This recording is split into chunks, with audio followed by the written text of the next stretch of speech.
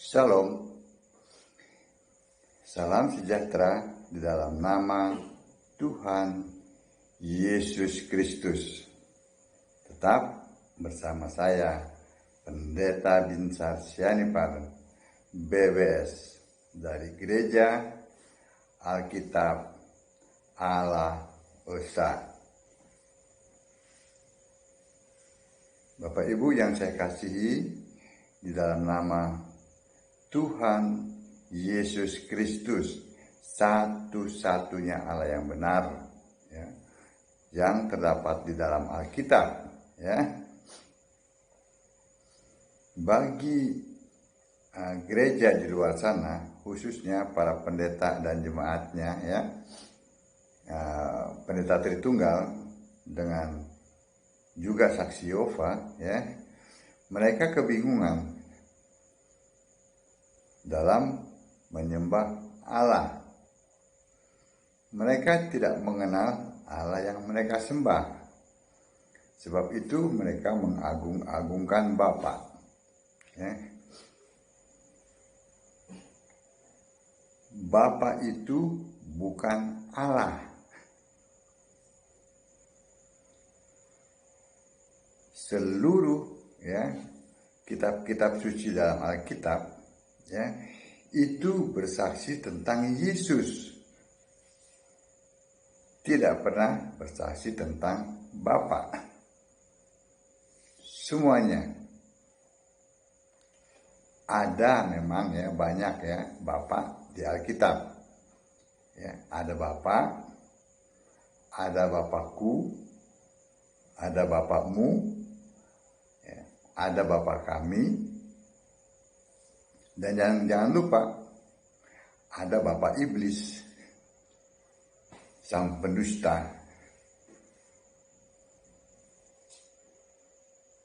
Nah, inilah yang tidak dipahami, ya, konteks waktu oleh para pendeta Tritunggal dan juga saksi Yehova. Mereka berpikir bahwa yang lahir dari Maria itu sudah Tuhan, sudah Allah. Yang lahir dari Maria itu adalah manusia. Allah menjadi manusia. Ya, Firman menjadi manusia. Firman yang adalah Allah. Firman bukan perkataan Allah yang dimaksud di sini. Yohanes 1 ayat 14. Melainkan firman itu hakikatnya Allah. Dia adalah Allah yang kelak bernama Yesus. Nama Yesus itu ternyata adalah nama Allah yang diberikan kepada manusia yang lahir dari Maria itu, ya, yang terdapat dalam Yohanes 17 ayat 12.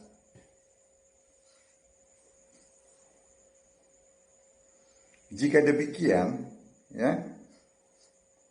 maka Yesus itu harusnya sudah ada sebelum Perjanjian Baru. Dia harus sudah ada dalam Perjanjian Lama.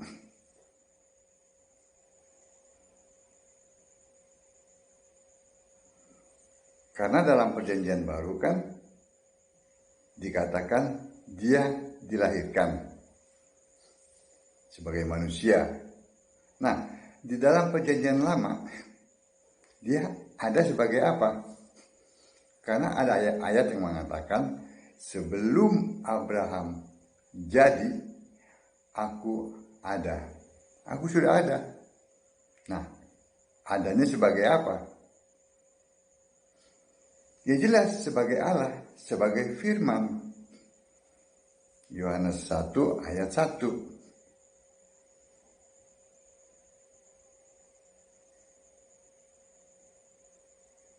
Nah, sekarang kita lihat dari Lukas 24 ayat 44. Ia berkata kepada mereka, inilah perkataanku yang telah kukatakan kepadamu ketika aku masih bersama-sama dengan kamu, yakni bahwa harus digenapi semua yang ada tertulis tentang aku dalam kitab Taurat, Musa, dan kitab nabi-nabi dan kitab Mazmur. Secara fisik, ya, secara manusia, keberadaan Yesus itu kurang lebih 1500 tahun setelah Musa. Itu secara fisik. Nah, jadi secara apa dia ada? Tadi, secara roh. Bukankah Allah adalah roh? Sebagai firman, bukankah firman adalah Allah? Firman bukan perkataan Allah ya yang dimaksud di sini, tetapi firman adalah Allah. Sebagai apa? Sebagai gambar Allah yang tidak kelihatan. Itu kita lihat dalam Kolose 1 ayat 15. Bukankah dalam Kejadian 1 ayat 27 mengatakan bahwa manusia diciptakan menurut apa? Gambar dan rupa Allah. Nah, gambar Allah ini yang tidak kelihatan, inilah yang adalah Allah, itulah Yesus. Jadi klop ya, Kejadian 1 ayat 27 dengan Kolose 1 ayat 15. Kita lihat Kolose 1 ayat 15. Apa dikatakan di sini? Ia, itu Yesus ya. Ia adalah gambar Allah yang tidak kelihatan, yang sulung lebih utama dari segala yang diciptakan. Dia adalah gambar Allah. Tapi jangan berhenti di sini, karena ini ayatnya andalannya dari Saksi Yehova yang mengatakan bahwa Yesus adalah ciptaan. Kita lihat ayat yang ke-16-nya. Karena di dalam Dialah telah diciptakan segala sesuatu yang ada di sorga dan yang ada di bumi, yang kelihatan dan yang tidak kelihatan, baik singgasana maupun kerajaan, baik pemerintah maupun penguasa.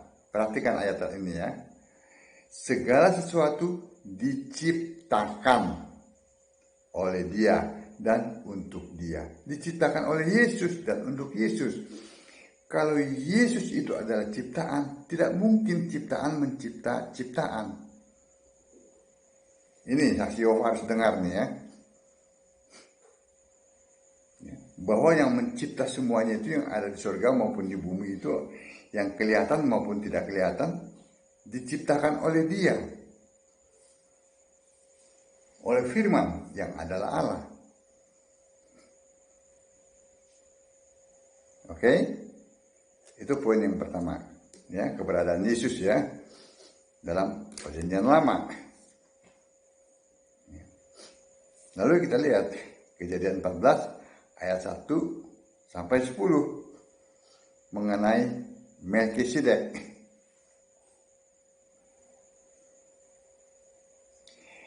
Ya, Kejadian 14 ya, kita lihat.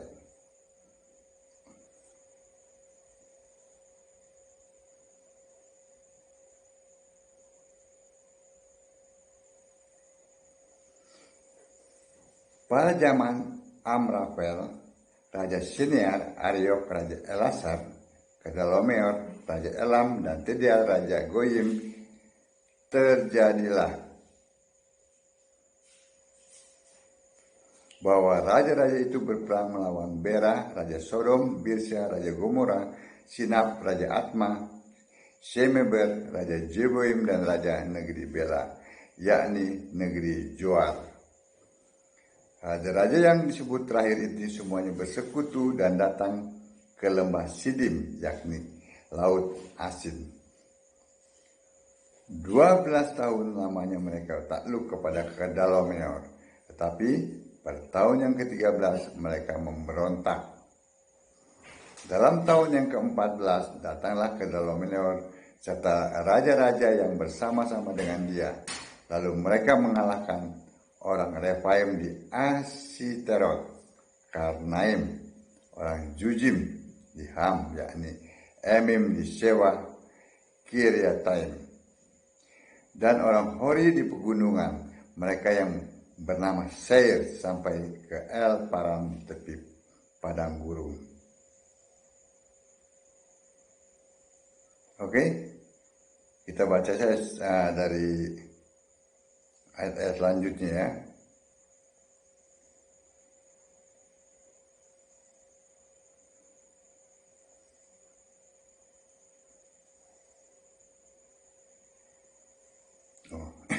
Maksudnya ayat yang 17 ya. Dari Kejadian 14 ayat 17. Ya. Setelah Abraham kembali dari mengalahkan Kedalameor dan para raja yang bersama-sama dengan dia, maka keluarlah raja Sodom menyongsong dia di lembah Syawe, yakni lembah raja.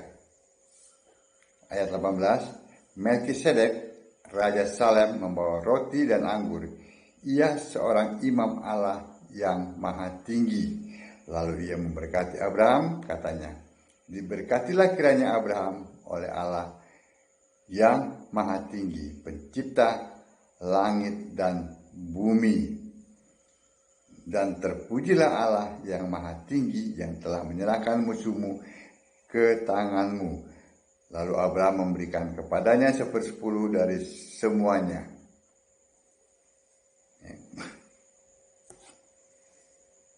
Inilah yang dimaksud dalam Galatia 3 ayat 8. Bahwa Injil sudah diberitakan kepada Abraham. Injil itu, ini huruf besar ya, itu bukan buku. Bagaimana mungkin kalau Injil itu sebuah buku ya? Kan buku Matius, Markus, Lukas, Yohanes itu kan baru terbit sekitar tahun 54 sampai 90 sekian ya. Ya, sesudah Masehi. Sementara ya, Abraham ribuan tahun sebelumnya sudah ada. Jadi mana mungkin? Nah, jadi yang dimaksud sini adalah Injil itu seperti yang kalau Bapak Ibu lihat ya, baca dalam Markus 1 ayat 1, itu adalah Yesus. Injil itu adalah Yesus. Saat ini Injil Kristus. Kenapa? Injil Kristus adalah Yesus Roh. Karena Yesus Kristus adalah Allah. Yesus Kristus adalah Roh, Kristus adalah Tuhan. Jadi Yesus Kristus, Yesus Roh, Yesus Tuhan, Yesus Allah. Mengerti sampai di sini? Ya. Jadi Melkisedek itulah Yesus Roh. Nah, itulah yang diberitakan oleh Musa, pertemuan mereka ya, diberitakan kepada Abraham. Jadi kalau secara fisik yang mungkin, karena Abraham hidup di zaman sekian ribu sebelum kelahiran Yesus. Nah, itu bukti kedua bahwa Yesus itu adalah Allah. Ya, sebelum dia lahir menjadi manusia. Ya, itu harus diperhatikan. Yang ketiga, ya, di dalam Keluaran 3 ayat 15, ya, Musa bertanya, bagaimana dengan namanya?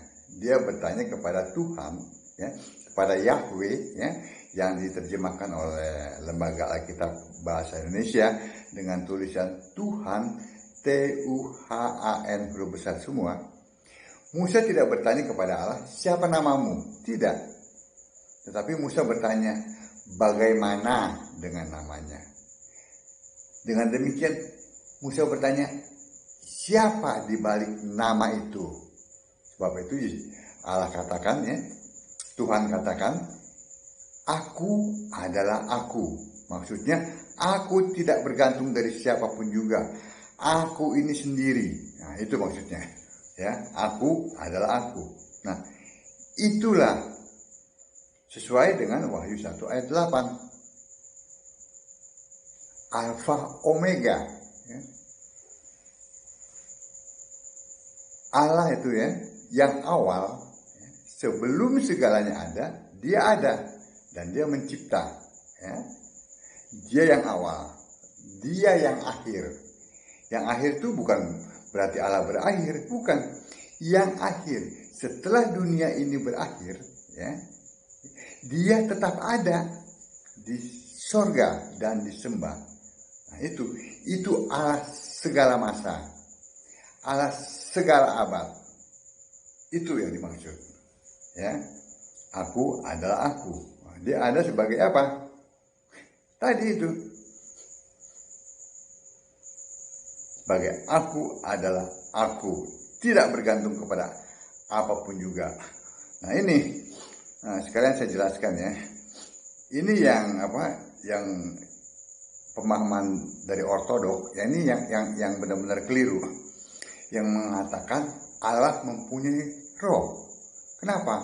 Kalau Allah tidak mempunyai roh, Allah mati. Nah ini sesatnya di sini.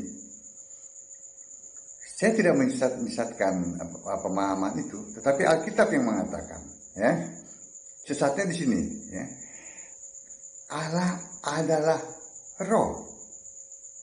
Itu harus dipahami, itu kata Alkitab, ya, Yohanes 4 ayat 24. Ya.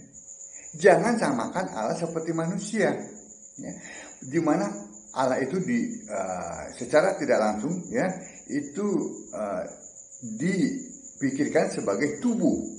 Lalu di dalam tubuh itu ada roh, di dalam tubuh itu ada pikiran, ya, yang mereka plesetkan itu, pikiran itu adalah firman. Ini sesatnya. Jangan memikirkan seperti itu. Allah satu, itu yang harus dipikirkan, ya, yang harus dipahami. Allah satu, ya. Allah itu roh, ya. Firman itu adalah Allah, ya. Dan dengan demikian firman itu roh, ya. Firman, ya, yang hakikatnya Allah itu Yohanes 1 ayat 1. Jangan dipisah-pisah. Allah satu, ya, bukan tiga pribadi yang berbeda, tapi satu Allah. Nah, kalau tiga pribadi yang berbeda menjadi satu, itu kesatuan, bukan satu. Bisa mengerti ini para penganut Tritunggal yang mengagungkan gelar-gelar itu, ya, STH, apalagi itu, MTH, apalagi itu, ya. Masa yang begini aja nggak ngerti. Allah satu, jangan dipisah-pisahkan.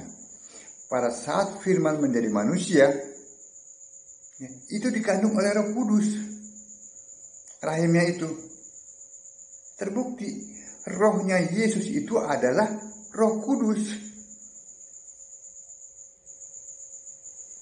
Paham? Jadi yang menjadi manusia itu bukan hanya firman.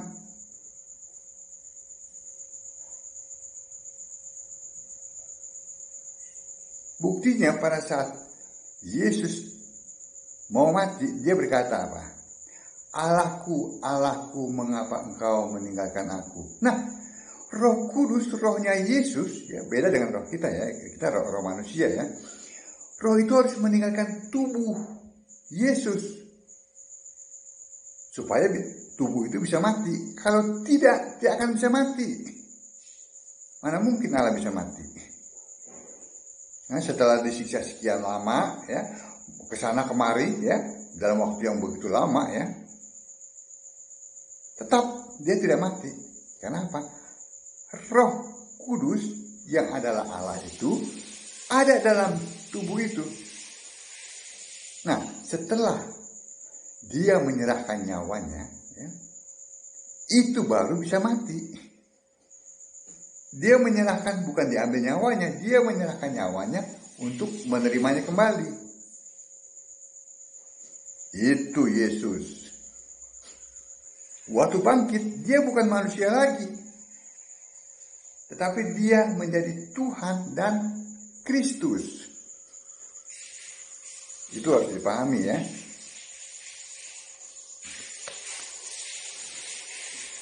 Oke, sekarang yang keempat kita lihat ya. Ternyata ya, dalam kitab Keluaran ya, Taurat itu ya, buku yang kedua ya, dalam Keluaran 32 ayat 33 itu punya kitab kehidupan. Ya. Kalau dengan Wahyu 21 ayat 27. Kitab kehidupan itu ya, itu adalah mencatat ya, nama orang-orang yang diselamatkan. Kalau namanya tidak ada dalam kitab kehidupan ya, itu akan dibangkitkan pada kebangkitan yang kedua. Bukan kebangkitan yang pertama, menyongsong anak domba, tidak, tapi akan dibangkitkan pada kebangkitan yang kedua. Untuk apa? Untuk dihakimi dan tidak ada satupun yang lolos. Nah, jadi ternyata yang punya kitab kehidupan ini adalah Yesus. Adalah anak domba.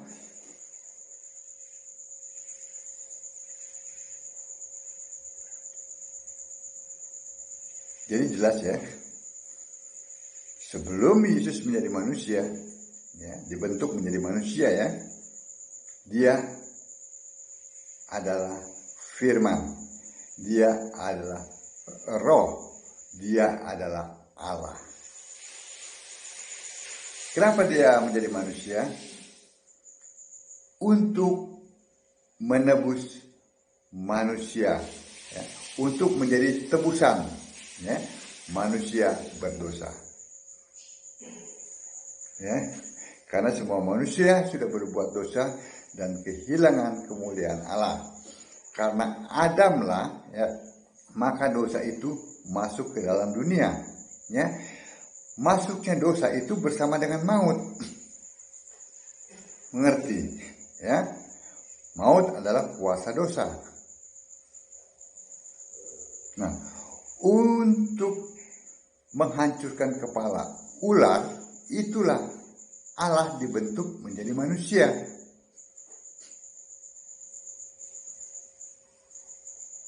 Kita baca dari Korintus ya, kalau saya tidak salah Korintus 2. Kita lihat dari Korintus 2 ayat 6 sampai 8. Oh, bukan Korintus.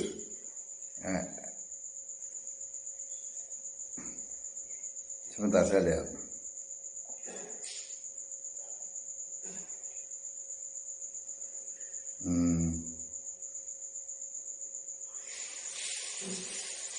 Kita lihat dalam Lukas, Roma, Efesus 2 ayat 6 sampai 8 kita lihat.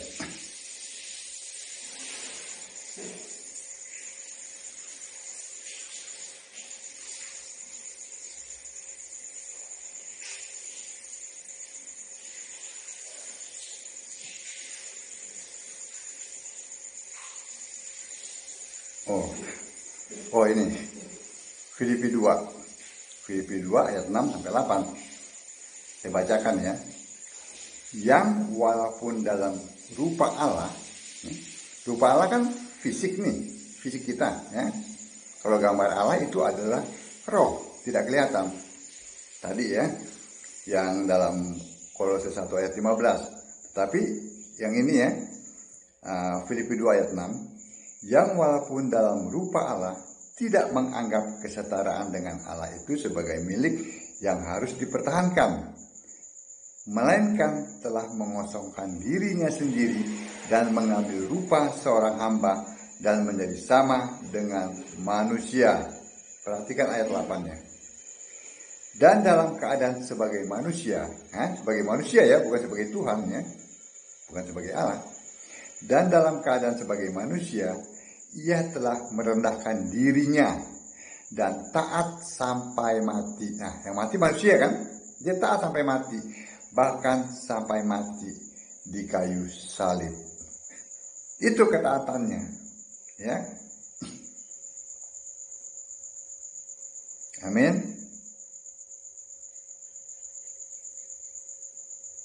Jadi kesimpulannya, ya, Allah itu satu. Allah itu roh. Jangan berpikir ya bahwa Yohanes 1 ayat 1 ya, pada mulanya adalah firman. Lalu ada kata-kata firman bersama. Firman bersama-sama dengan Allah, firman adalah Allah. Nah, perhatikan, firman adalah Allah. Kata bersama-sama itu ya bukan berarti ada Allah, ada firman. Untuk roh ya, untuk Allah itu maha kuasa ya, itu perhatikan ini ya. Pada saat Bapak Ibu berdoa di tempat dan saya berdoa di sini, kita berdoa dalam nama Yesus, Allah hadir. Amin. Di tempat yang berbeda. Dalam waktu yang bersamaan. Allah tidak dikuasai oleh ruang dan waktu. Nah, pada saat Allah ya bersama dengan 1.000, sejuta, semiliar orang-orang yang mengasihinya, ya, apakah dia jadi 1.000? Tidak, dia tetap satu. Nah itu. Firman bersama-sama dengan Allah, firman adalah Allah. Amin. Nah, jadi jelas ya. Kesimpulannya bahwa semua kitab-kitab suci ya, di dalam Alkitab itu ya bersaksi tentang Yesus. Tidak ada satupun yang bersaksi tentang Bapa. Amin. Bahkan kalau kita baca tadi dari Taurat ya, di sini jelas dikatakan dalam Lukas 24 ayat 44, dalam kitab Taurat Musa, kitab Mazmur, dan kitab para nabi. Amin. Baca Alkitab, sembahlah Yesus sebagai satu-satunya Allah yang benar. Shalom.